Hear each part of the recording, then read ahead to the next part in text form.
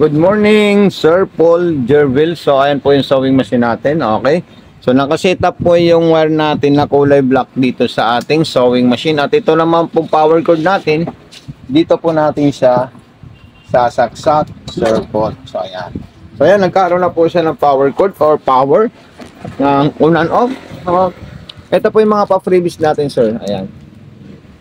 Okay. Sumunod po dyan, sir, is maglalagay po tayo ng sinulid sa itaas. Okay. Ito pa, kasama po ito, Sir Paul. Ayan. Okay po, sir. Panoorin nyo po to. At pa-unbox po ang full video tutorial nito, sir. Pag natanggap nyo po sa Sir Paul. Ayan, okay. So, ito po yung ating lagayan ng sinulid, sir. Ayan po siya. Ayan, lalagay lang natin yung stick niya. At igaganyan po natin, sir. Ayan. Okay. So, mayroon po tayong lagayan dun, sir, sa taas. Meron lang natin ito. Ayan. So, step 1, meron po dito, Sir Paul. Okay. Then, dire-diretso lang po siya, sir. Then, kailangan maipit po dito, sir. Okay. Paano po siya maipit? Dapat itong pressure foot natin, nakataas po siya. Pag tayo po ay maglalagay ng sinulid sa itaas, papunta sa needle. Okay. So, ayan. So, hilahin nyo lang po ng ganyan. So, ayan po yung shuttle or take up ng sewing machine natin. Nasa gilid po siya. Ayan. Okay, so sumabit na po siya, dire-diretso po natin siya dito, ayan.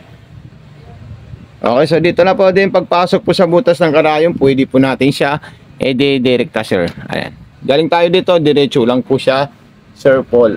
Okay, so ganun lang po siya kadaling gamitin, sir. So ito na po siya, Sir Paul. Papasok natin sa butas ng karayom, ayan po siya. Okay, diretso lang po siya, Sir Paul. Ayan, then sumunod naman po dyan, itataas natin yung pressure foot para ma-open po natin ito, sir. Ayan. Okay, so na-open natin siya. At ito naman pong bobbing natin is ganito po pag ilalagay natin ito. Ilalagay po natin dyan. Okay. Then, isasabit natin doon kasi may maliit na biyak po dyan, sir, na pwede po natin tingnan kung paano. Ayan.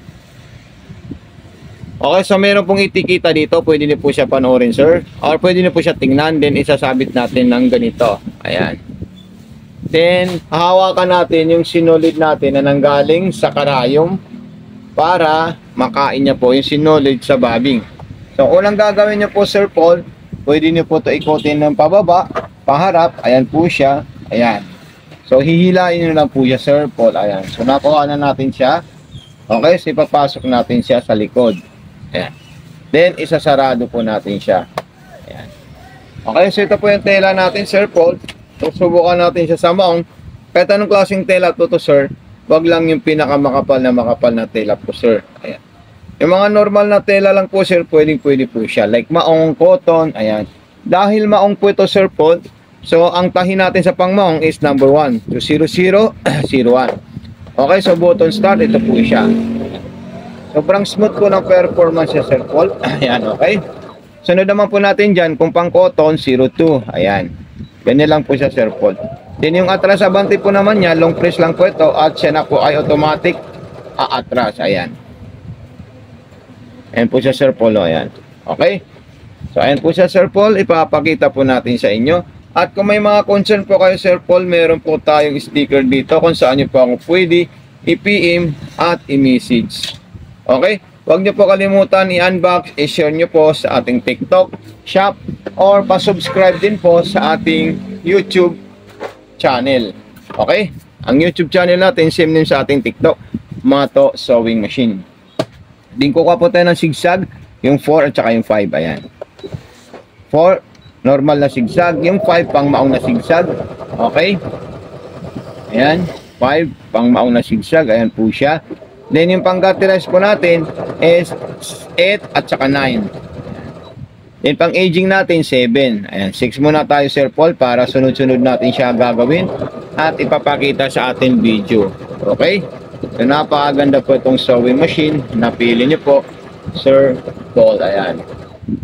Okay? At tatandaan nyo po, wag po kayo iikot dito. Ito po kasi bawal po ikot ng ganon. All the way na gagamitin nyo po, puro po pa ganito po, Sir Paul. Ayan. Okay?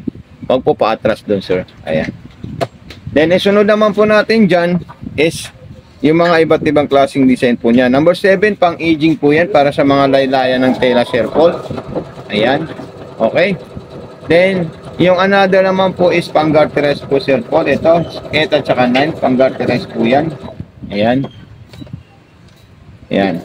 Para po yung sa makikitid na tela, ito naman para sa mga malalapad na tela po, Sir Paul. Ayan.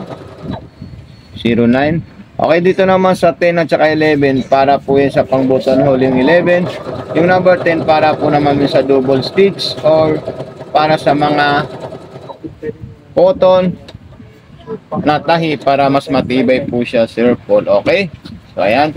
Then, subukan natin yung isang klaseng pang double stitch niya na number 10 bago natin subukan yung number 11. Ayan. Ayan po siya, Sir Paul, yung number 10 natin.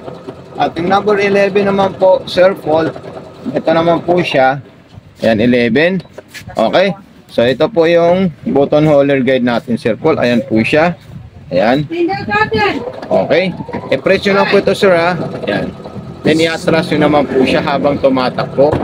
Then, ano naman po siya? Then, atras naman po siya, Sir Paul. Ayan. So, tapos na po yung button holder natin. Ito kasi binababa po natin yan, sir, para sa button holder ito. Okay? Ayan. Pag hindi niyo po yung binaba at andito po kasi sa number 11, so hindi po siya tatakbo, Sir Paul. Ayan. Mag-i-E3 po siya. Ibig sabihin, error contact po yung ano natin dahil hindi natin naibaba yung button holder natin, sir. Ayan. So, ito po siya, Sir Paul, yung nagawa nating design. So, napakaganda po siya at napaka-solid. Ayan.